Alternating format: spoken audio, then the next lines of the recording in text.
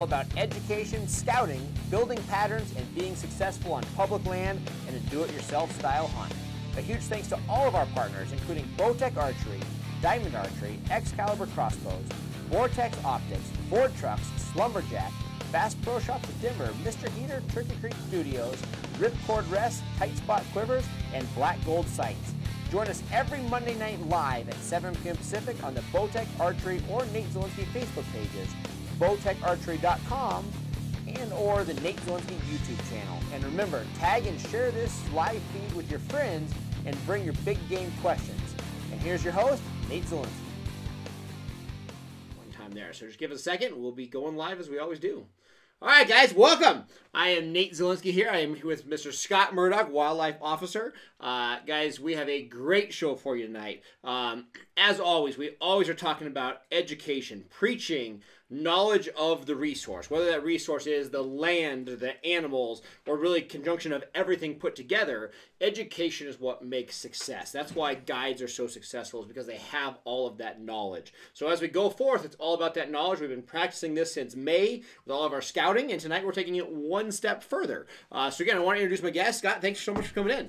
Of course, thanks for having me. Absolutely. So as a wildlife officer, we're going to talk about what we've been doing this week, but the main things, just so everybody can kind of get settled in here, we talk about scouting, and I'm a freak about it. I get in the woods in May and start watching my animals, but as your job, you spend a lot of time outside, and you really watch the whole gamut. You watch from the first time as an animal grows it, whether it's a whitetail, a muley, an elk, and you watch them potentially go to harvest in a hunting situation or drop their sheds in spring. I mean, you literally see these animals on a 365-day cycle, which helps you build that knowledge of where they're at, what they do. So that's what we're going to be talking about tonight. We're going to be talking about what happens to animals throughout the course of the hunting season. So we're going to talk to you about what the animals are doing, where they're at, things like that. We're going to talk to you about wildlife things as far as like conservation efforts go. We're going to talk to you about wildlife laws and regulations. So guys, we have got a great show for you real quick. Now, before we go on, we always talk about last week's hunt. Last week we were talking about youth hunting. A great friend of ours, John Bruckner, I had the privilege of spending the weekend with him and his son doing some elk hunting. Now, over the weekend, you actually had a great weekend. It was fantastic. One of the few weekends I was able to take off, believe it or not. We're going to talk about it here in just a second. But we went out. We had that same storm that you were in. Snow, wind. And unfortunately, it drove all of our animals off of all the open country. Unfortunately, we're hunting a unit that has just steep embankments everywhere. When the animals are on top of all these knolls and stuff, they're very approachable. It's a great gun hunt. But the second you get wind driving them in the timber, there's no meadows, there's no drainage to hunt. They're out or they're in. And unfortunately, with all that weather, they were in.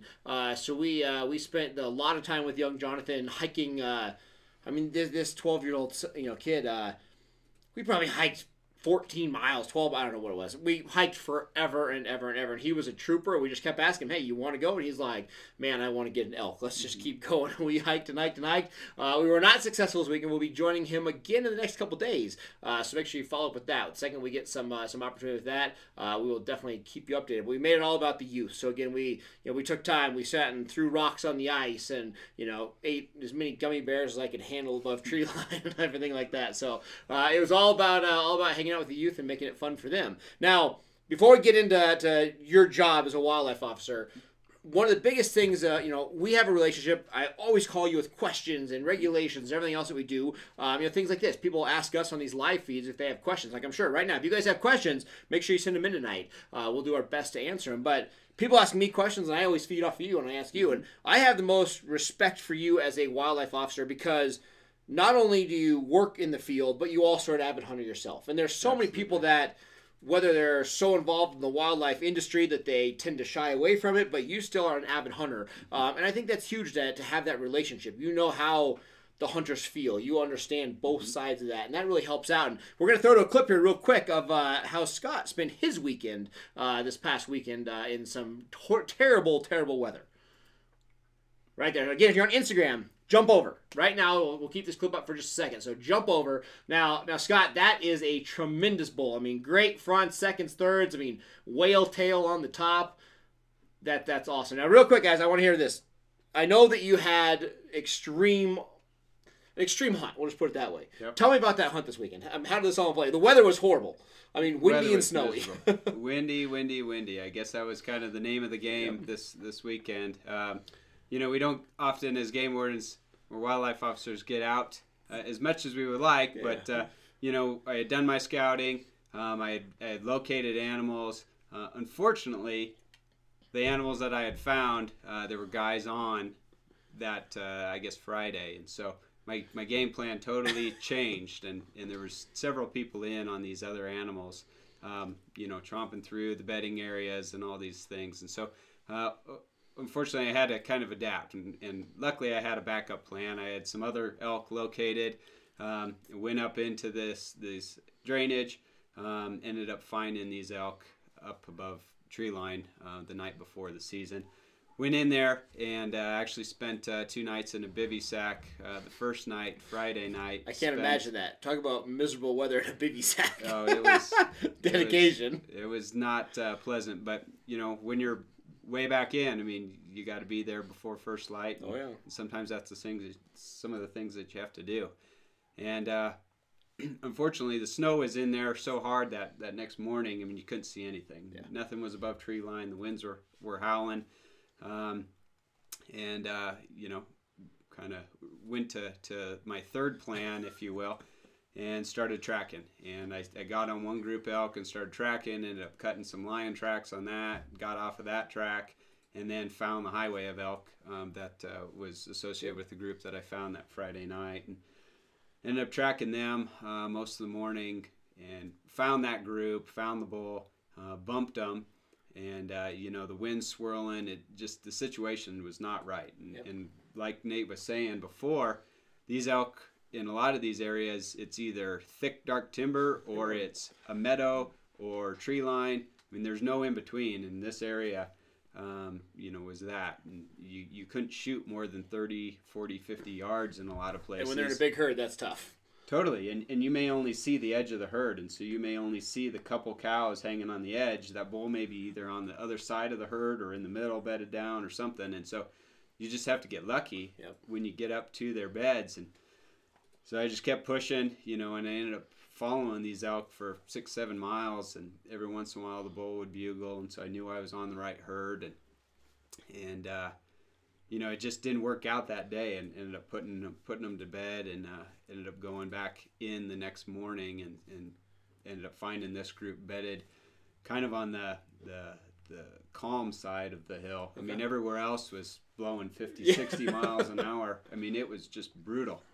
And, you know, they had found this kind of spot where they were a little bit more safe, protected, and he was bedded out, you know, at tree line, and, you know, got in range and sealed the deal. So started packing out. Worked it, yeah, lots of packing out. Yep. That's awesome, guys. We're going to talk more about that because I think one of the most underutilized opportunity is following a track out. Mm-hmm. I see hunters all the time that come up on a track in the snow and they look at it and they're like, oh, there's some tracks. And then they're like, that's great that they're here. And they walk on. They might look at the direction and think that, but very few hunters literally put like a hound dog nose in snow and walk it out. And it's, you know, as long as you have the physical ability, it's probably one of the most successful ways to do it. And the biggest thing is, you know, it's a combination of watching with your bare eyes and watching the binoculars and making sure that you are aware of how close you can get. Because, I mean, a lot of times that situation leads to very close encounters. But luckily you have snow. Usually you're quiet. Mm-hmm. As long as you can play the wind. I mean, following out a track is an unbelievable opportunity to put down an animal. I mean, especially as we're starting to enter, you know, that later October, a lot of these hunts, whether it's, you know, a Pennsylvania whitetail, wherever we're at. Mm-hmm. I mean, following tracks is going to be a huge thing. Whether even you're following to put them down and hunt them, or just using it as a scouting trick, you know, finding, you know, big bucks, things like that. A lot of our nighttime hunters, you know, the people that are, again, in the Midwest, instead of putting out 100 trail cameras on every opportunity, every time it snows, go out and see where the tracks are, see where the animals are crossing around. You can learn a lot from that snow. So, guys, again, all that, and congratulations. That's a heck of a bull. Throw that up there one more time, Devin. Let's check that out. Again, 2 nights in a bivy sack, long hunts, long hikes, but he got it done. And that's the biggest thing, is staying prepared. And we're going to talk about that, staying mentally in the game. It's so easy to give up 50, 60 mile an hour winds, especially when Mother Nature gives you the excuse to back out. I think that's the biggest thing. We all when conditions are right, and when it's calm, nice, it's hard for us to quit because we don't have an excuse. That's just who we, I mean, I'm not saying we all make excuses, but I'm a fisherman. You know what I mean? If I have the excuse to blame Mother Nature, I'm like, I'm out. Yep. You know, so it's windy, blowing 60. It's easy to pull off, go back to the cabin, go back to the hotel, go back to camp.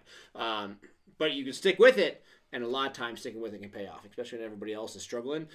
You know, take the small opportunities and make the most of them. So, guys, we're going to jump on things. Again, bring your questions, guys. Tonight is a night for questions. So if you have questions regarding anything, bring them tonight, especially anything, again, for our officer here. We would love to hear that. But we're going to talk about a couple things here real quick. First thing we want to talk about, this is the big question that we always get, is what happens to the animals throughout the season. So let's just say we took out hunting and we took out people. Obviously, you have natural migrations and habits to where you have a pre-rut, or let's say a summer pattern, a pre-rut, a rut, and a post-rut for elk. And you have the same thing for muley, same thing for, you know, mule deer. You have your bears getting ready for hibernation. Every animal has their cycles, and obviously that changes behavior, and you, the hunter, have to anticipate that. Then you throw in the hunting mix. You know, everything we preach is public land. We would love the opportunity to be a private land hunter. A lot of our viewers sometimes have that access. Most of the stuff you hunt, that I hunt, most stuff that we're preaching about is something that every single person out there can do. We call it, you know, we're the regular Joes. I mean, we're purchasing our tags. Half the time we're over the counter or no points. You know, we're not saving up for years and years. We're trying to hunt every year and make the most of those tags. So with that, we're hunting public land. I mean, I parked in a parking lot on Saturday morning with 8 other vehicles. Because it's just what it is. And we still made a great hunt out of it. You know, I mean, if we didn't have 100-mile-an-hour winds, we were on elk just because we're willing to push a little further, a little harder than everybody else. But with that said, I want to talk to you, somebody who's in the field almost on a daily basis, you know, watching animals. What's the biggest impact that hunters have that changes things? Do the animals push deeper in the woods, or do they just turn nocturnal, or what happens to the daily migrations of animals as hunting season starts, and especially archery season versus rifle season? What all of that has have an effect on animals?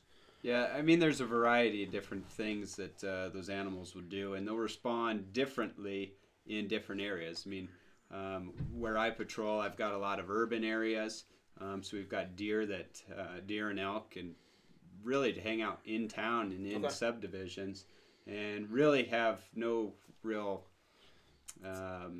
change in behavior in and around the people. But then you've got other populations that tend to be much more remote and act much differently than some of these other animals. And you know, one of the biggest things that I preach to hunters that call me or talk to me and say, you know, what can I do to find these animals?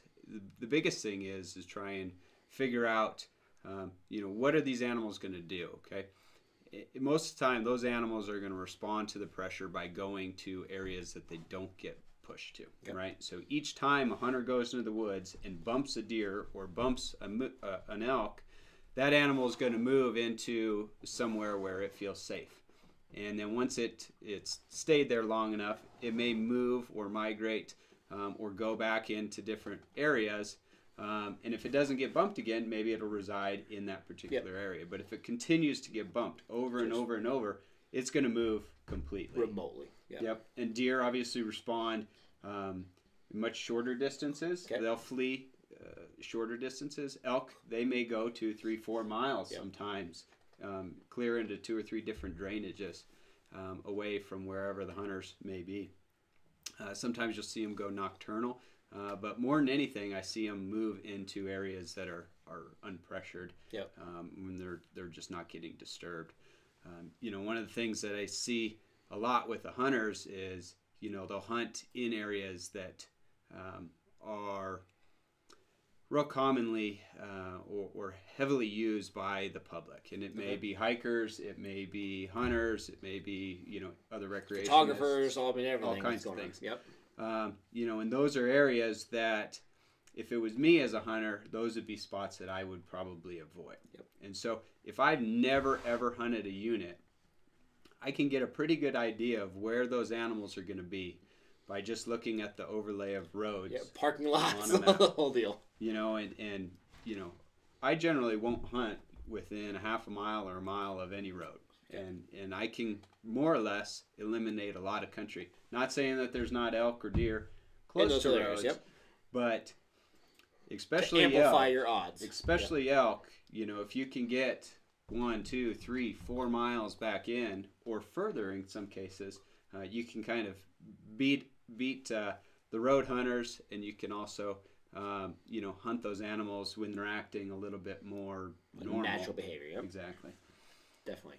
So with that being said, talking about that opportunity, again, the animals are going to migrate. Everything's different. I agree 100%. You know, we saw a lot of stuff, especially with the elk rut, I would say. That's probably the biggest thing that I see the change. If I'm in an area with less pressure, you know, even if it's a couple hunters, if these hunters are educated and they're communicating, calling, bugling to these animals, when they're naturally bugling, it doesn't have an effect. But if you go out to an area where you have a lot of hunters and you're bugling at the elk and they're not even close to bugling yet, if the elk aren't talking, you shouldn't be talking. But hunters will do that. And I see a lot of times where the elk won't hardly even move. They'll stay in their normal habits, but they'll just shut down. So these animals will bugle naturally in the wild from 10 p.m. to 2 a.m.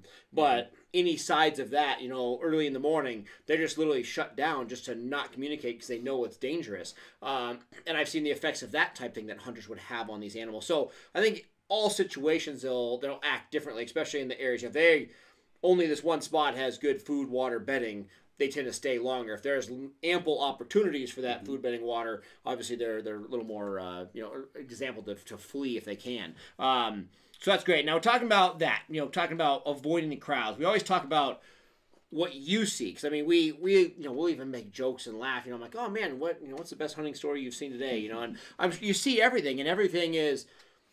Some hunters are lazy, and I don't want to, again, I'm saying this to you guys, I don't want to call you out, but I mean, a lot of times you get out of a hunt what you put into a hunt. So there's people that never want to leave their vehicle, and if you're driving around with a spotting scope and you're glassing 5 miles, sometimes that's literally the best way to find animals. I can't tell you how many times I literally stay in my Ford, and I got my spotting scope on the window, and everybody sees it like, man, is he road hunting? Really, I'm looking 15 miles away, and practically in another unit. And there's some people that are in a truck looking 50 yards off the highway. But you see a lot of things that can help or hurt success rates. We talk about scouting, how people hurt themselves during scouting. I mean, the best thing I saw that first rifle hunt. So I'm literally sitting here, I'm glassing animals, and I'm watching these guys set up their camp. And we've been glassing elk for a month, 2 months now, getting prepared for this first rifle season. That deer that you guys saw last week, that big 6 he killed. And we're watching another area these guys setting up, and they got a beautiful camp set up, and there's literally elk, I don't know, maybe a half mile from their camp. And I'm like, man, those guys are in a great spot. They're gonna pound those elk in the morning. And I'm sitting there, and all of a sudden I start hearing the shooting, and they're sighting in their rifles. From hunting camp, and I'm just like, and Wisconsin made that illegal in a lot of different areas. So like before that first rifle hunt in Wisconsin and some of the other Midwest states are doing that, they're making it illegal to target practice the day before hunting season, just because they know what it does to the animals. And obviously this guy's not quite prepared, sighting his rifle from camp, and other guys have been looking forward to this for 9 months, and they're very serious, and it can hurt each other's hunts. So, but I want to talk about that. What are some things that people can avoid that hurts their success? I mean, as you see hunters, the successful and the non-successful, as a hunter yourself, what are the big mistakes that you see almost on a daily basis? I think there's a number of different things that folks do. One of the more common things is guys will get up into an area, maybe they've never been up into there, and they'll get in there 3 or 4 days before the season, and they'll drive around, which is good. You want to get to know the area and figure out the lay of the land and that type of thing. But they'll hike, 5 or 10 miles, and they'll burn out all their time and energy before the season and bump all the animals that would have been there. And then by the time opening season comes, they may hunt part of the day or the first part of the day. Calves are burning, don't want to wake up. and they've kind of, they've burned themselves out before hunting season really gets going.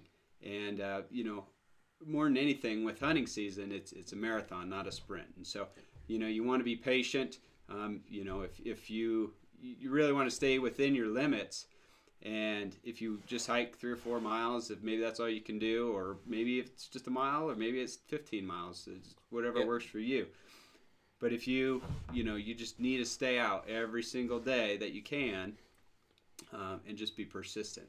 So a lot of guys, you know, it's kind of clockwork. Every Saturday morning of opening season, everybody's out there, everybody's gung ho, and then Sunday morning everybody sleeps in, and they're gone by the time the Broncos start. Yeah. So, you know, unfortunately, you know, that opening morning, those animals don't really act as normal as they would have been. Yeah. You know, they may get bumped. You may get, you know, an unexpected hunter come into the spot where you were planning on, and maybe it messes up your hunt for the day. But it certainly shouldn't ruin your hunt for the whole season, because it's amazing how much, you know, you get to Thursday or Friday of the season and you go up there and there's no hunters around. Nobody. And animals are back to natural behavior. Exactly. How you've been scouting them. You can pattern them again, and you can get back on those animals and really go after them.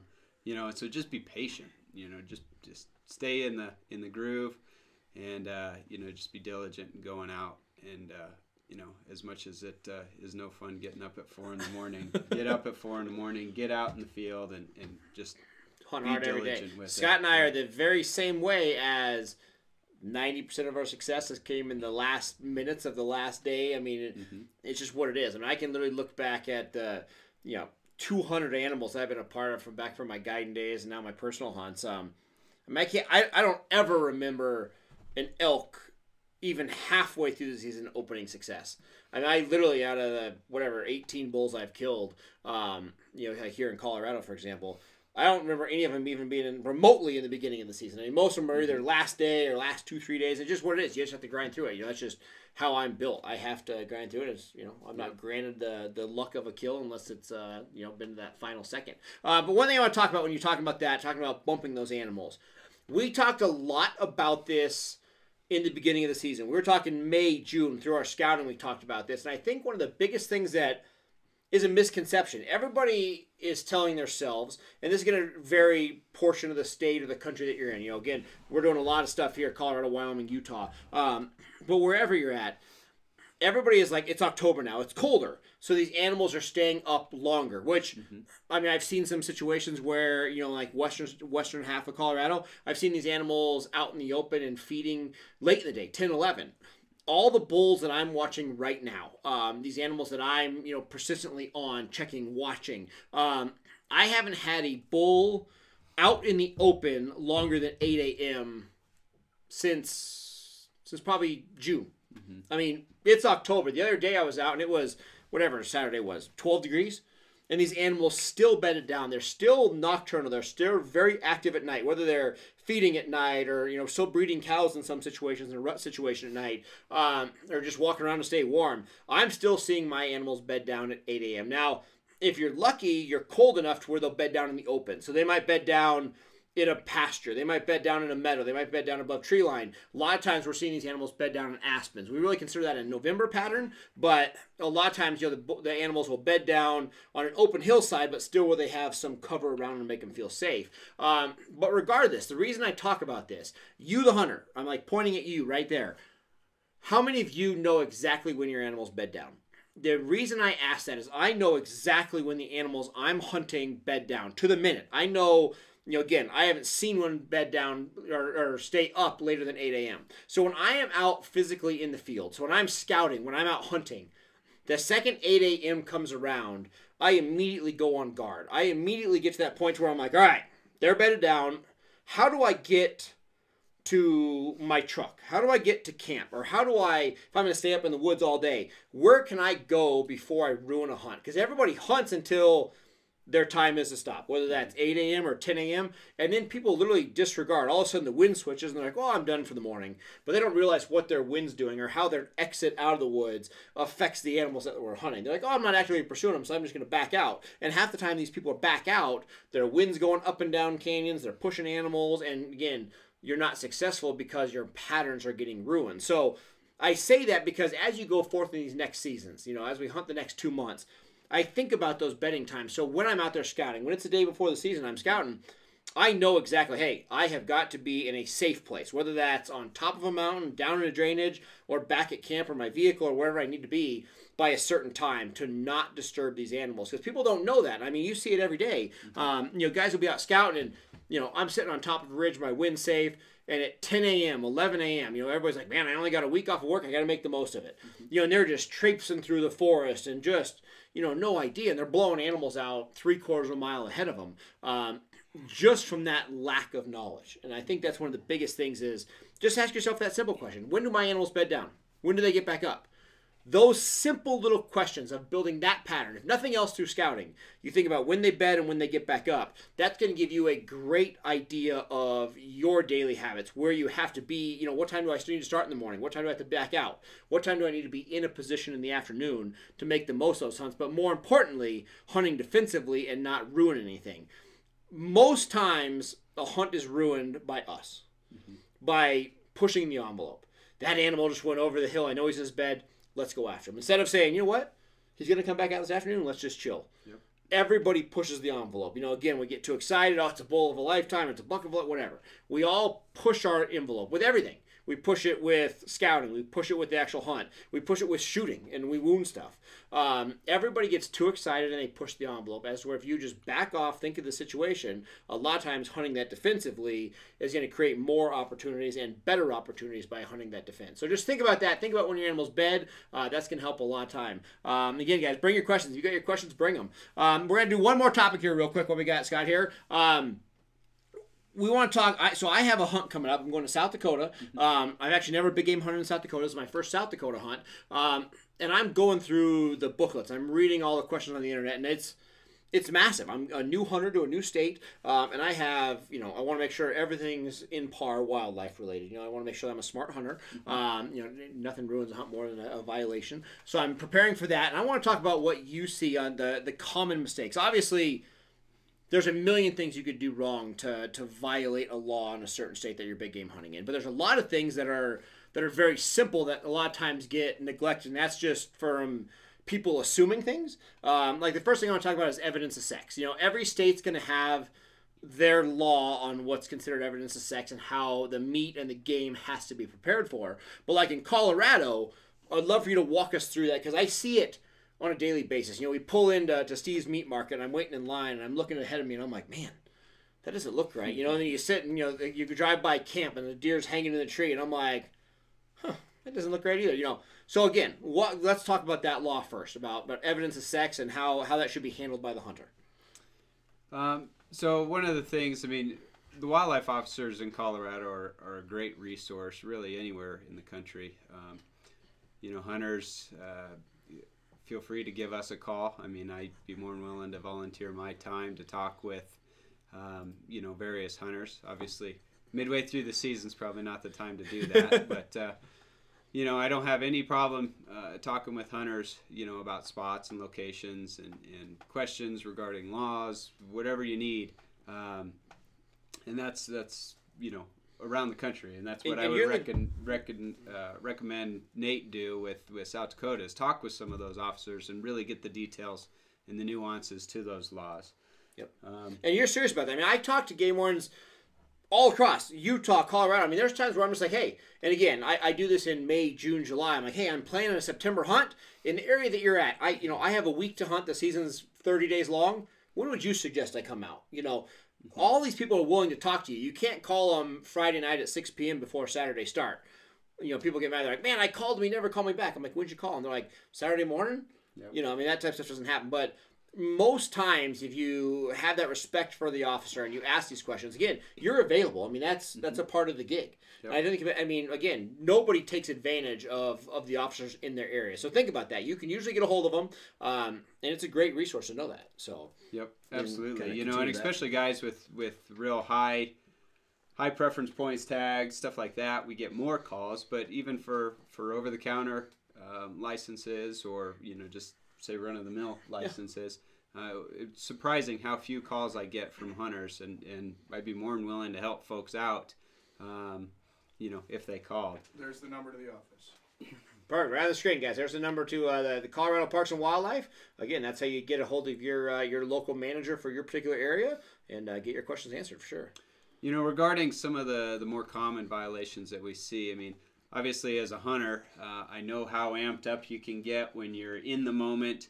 and you're like, oh shoot, it's been 10 minutes. I haven't even voided my carcass tag. Yeah. I need to make sure that I retain evidence of sex. I need to do all these basic things in order to validate my kill. Yep. And so, as a hunter, I'm able to empathize with other hunters. And so, when I'm, sitting a mile away and I'm watching a hunter go through the process of killing an animal and taking photographs and high-fiving and starting to cut and doing all this stuff, I can put myself into that person's shoes.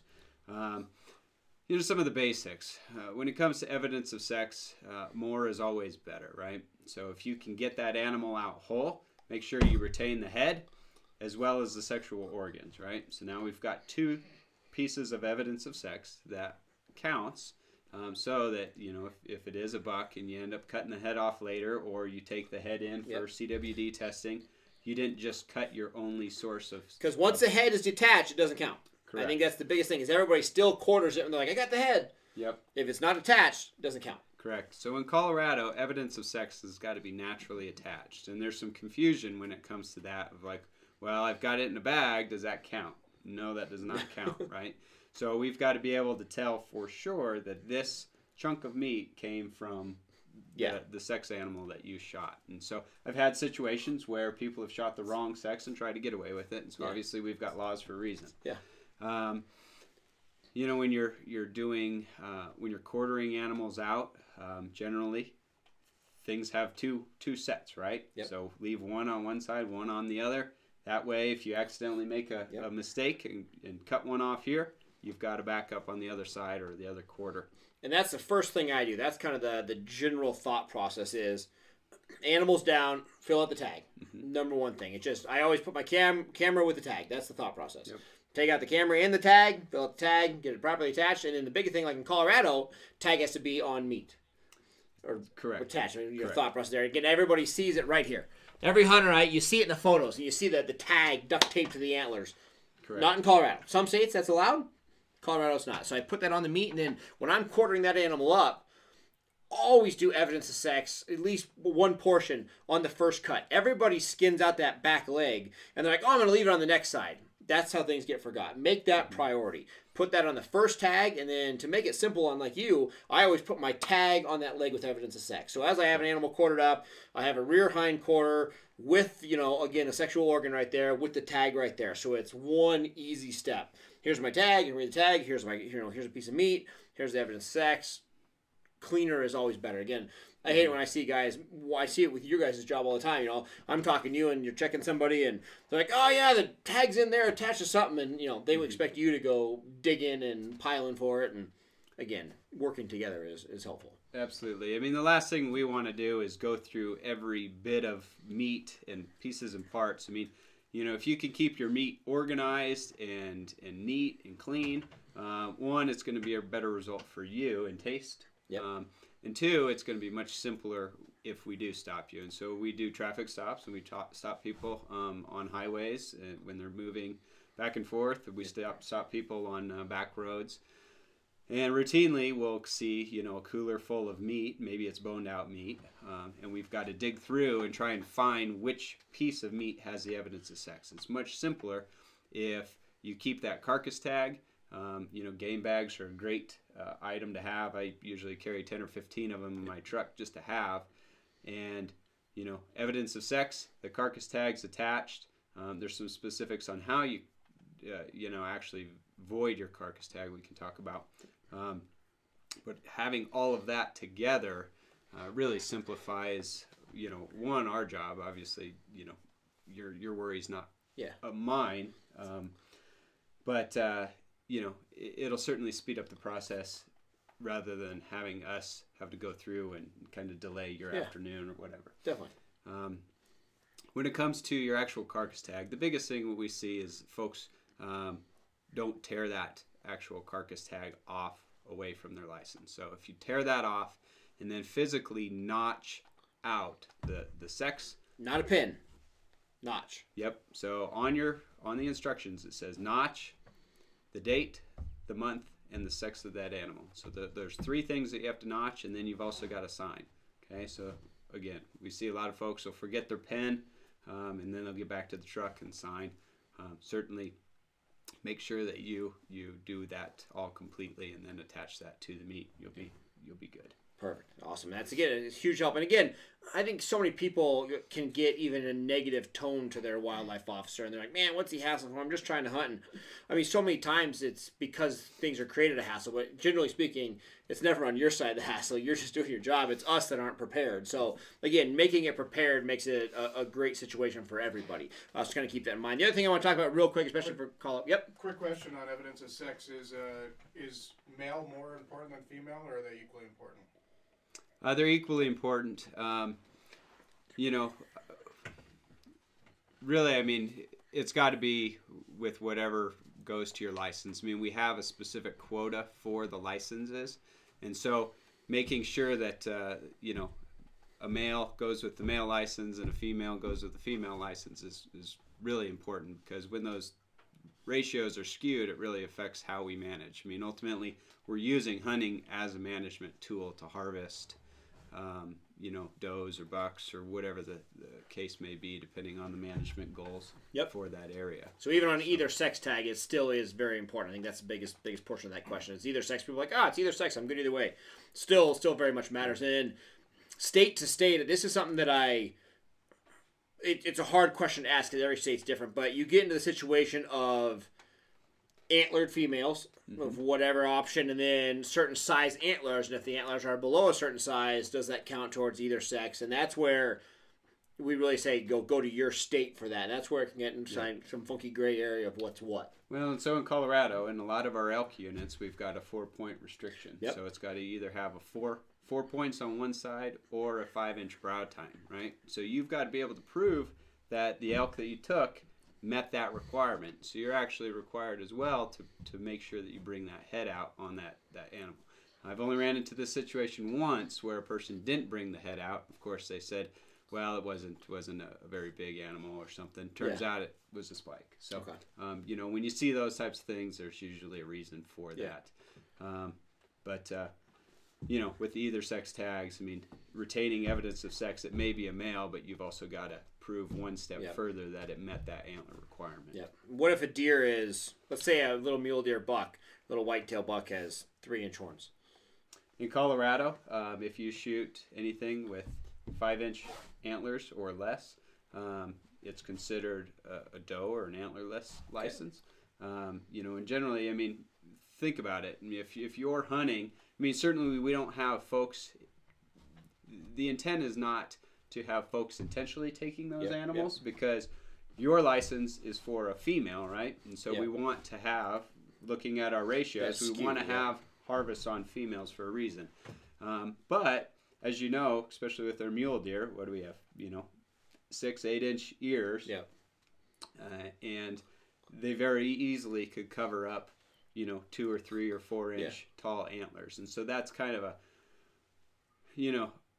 gives the benefit of the doubt to the hunter that if they do shoot and walk up and they go, oh shoot, there's 2 or 3-inch antlers, that's person's still covered. Okay. So now if you shoot something that's got 8-inch antlers on a doe license, you should probably call us, right? And so we deal with these types of situations all the time, and that's, as a hunter, I can see how that happens pretty commonly. And so, call us. We deal with that situation all the time. It's a situation where you don't keep the animal, but it's a pretty minor deal in the long run. And again, don't cover anything up. Communication with your officer is absolutely huge. One other thing I want to talk about here before we kind of wrap it up is the situation of orange. Now, everything, again, I bring this up. Guys, this is a big Colorado thing. I know for everybody that's outside of Colorado right now, this might become redundant with some of our Colorado laws, but that's where we're going to talk about the Colorado officers. We're going to talk about some of those details. Orange, during these rifle seasons, I get it. Orange isn't my color. It doesn't quite bring out my eyes. I have a hard time finding the new pink. But again, I wear it. Even though I look like a pumpkin and I hate it, I do it. It's safety and it's a law. I can't tell you how many hunters I saw not wearing orange. They wear it at the truck, they go a quarter mile, and they take it off. Things like this become a hazard for other hunters. They become a wildlife violation, a ticketable offense. So again, knowing those things, and I think regardless of your feelings on it, it's all about conservation. Everything is a united partnership working together. Again, the more we all work together, the more everything works together, the more tags, the better habitat.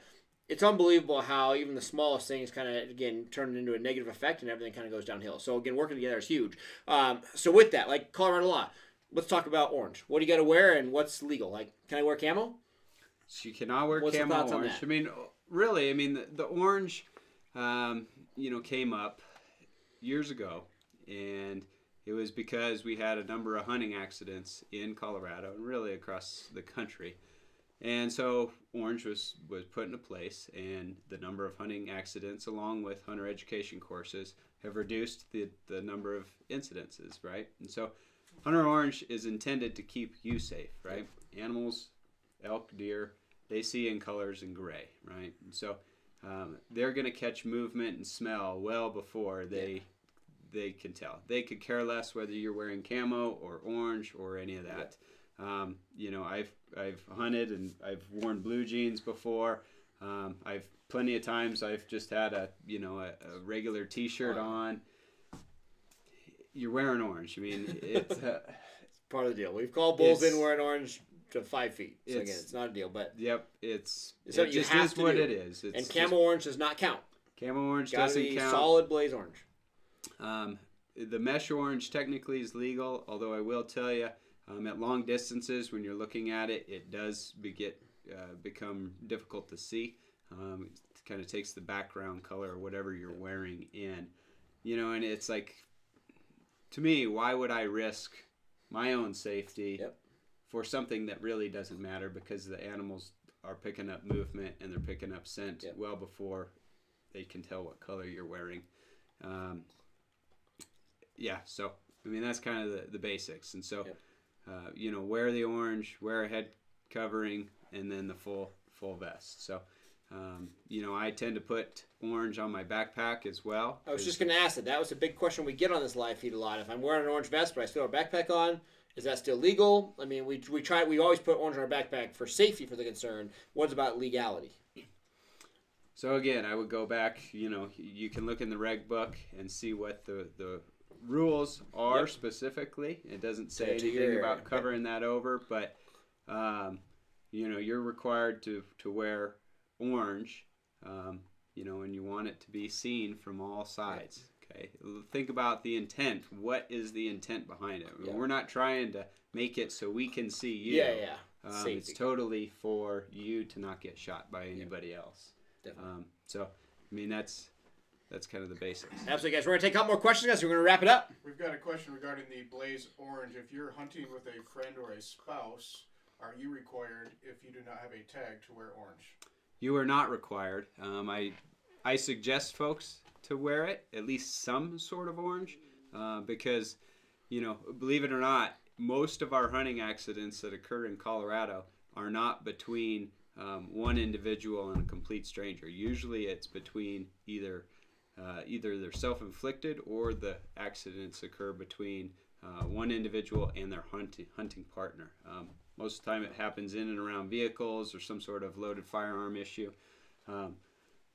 But again, we have issues where folks may mistake their partner for game, and it's a lot simpler to wear even something as minimal as an orange hat and be seen. Just to keep it safe. Definitely. Excellent. We're good on questions. Absolutely, guys. All right, perfect. Now, guys, again, I think the big things we want to focus on here. Number one, scouting and education pays off. You are a very successful hunter. You live in and amongst the animals practically with your career. The more knowledge you have of the animals, everything becomes easier. It's easier to predict their daily habits when things go wrong. I think that's the biggest thing that somebody like yourself or even me spending a lot of time in the woods, when something goes awry, I immediately know the backup plan. Hey, they just blew out of here. I know they're going to go to X, Y, and Z because I have that scouting. I know that animals, I know their daily habits. They're just going to do those daily habits in another area. So, again, it all comes back to scouting. Whether you've been scouting since May or you're going to start tomorrow to hunt for an upcoming, or to scout for an upcoming hunt 3 days from now. Scouting and education pays off. Knowledge of the resource. And this is everything. This is a part of the resource. When we say knowledge of the resource, it can be, again, knowing the public versus private. It can know the parking areas. It's knowing the animals, knowing the daily habits. It's knowing the laws. Literally being fluent through your entire hunt is what's going to make for a successful hunt. So keep that in mind for sure. And then lastly, without any questions, make sure that you know that you can, generally speaking, call your wildlife agent. Whether it's in Colorado and you're going to speak to an individual officer in the area that you're hunting, or you're talking to somebody in an office or a biologist. Again, every state that I've ever been to, most of the western states, Minnesota, Wisconsin, I've always been able to talk to some sort of officer that's been willing to help. So again, it's a resource out there that is a major tool. These guys know the property, they know the land, they know the animals, they know the rut situations, and a lot of times you can highly increase somebody's hunt over the course of a 5-minute phone call or 10-minute phone call. I can't tell you how many times I've looked at a map on the hood of your truck, been like, man, I didn't even think about that drainage, you know? Yep. Again, keep that in mind. These guys are out here for you. They're out here, again, they're your officer. So keep that in mind. They can highly increase your hunt. Now, real quick, I got one more thing to talk about here. Right behind the cameras, facing behind you, is Devin Menino. You guys hear about him a lot, producing the show. Great friend of mine. He has been behind the camera since May doing all of this stuff. He actually picked up a different tag. So in Colorado, there's a new system where tags that get turned in. So, hey, I can't hunt, I got to go out of town for work. Hey, my wife's pregnant, we're having a kid, whatever. Tags that are 5 points or less get rolled back into to a reissue tag. Devin picked up a reissue tag for a great unit. Literally, we've had a whopping 5 days, I think, to plan for Devin's hunt. Devin was just in Michigan. He's behind the cameras here. He came back tonight just to do the show. But we're going to go in the field tomorrow on his hunt. I was able to sneak out this morning real quick. I really just want to see how much snow this particular unit that he drew had in it. And we found some bulls. Devin, can we throw out a clip of those bulls? I don't have them.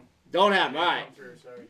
All right, no worries, guys. So we missed that clip there. But, guys, we have bulls. I spent one day in the woods today. I found a 5x7, found a big 6x6, found a couple other bulls that we'll be pursuing in the morning. So, again, we didn't do near as much scouting as we'd like to, but I still got that one day in. And that's all it is, to answer a few questions. I know where a couple animals are. More importantly, I scouted the wind today, so I know exactly what the thermals are doing. I know where some rough ideas of the animals are. I know where some of the bedding grounds are, which should make us highly successful tomorrow. So we'll see. Obviously, we have some wind coming in. We have a major storm coming in Thursday night, so we'll see as that plays. But we'll be out in the woods with Devin here in the next couple days. We'll also be out with our good friend and youth hunter, Jonathan. So, guys, we will have all that stuff for you next week. And, again, share this with your friends. Tell your buddies. We'd love to, grow this show, build the education, hopefully make everybody more successful through the course of the hunting season. So, guys, next week, we're going to be joined actually by a senior bow hunter, a person actually spent the first portion of his career helping design bows and working with Fred Bear. So really individual on that. We're going to be talking about the hunts that we're having this week. So hopefully we'll have some animals on the ground and some footage of those hunts. So again, make sure you join us live every single Tuesday night at 7 p.m. Pacific. We'll be here. Bring your questions, and thank you so much for watching, guys. Also, huge thanks to Bowtech Archery for letting us go live on their page. We appreciate it. We'll see you next week.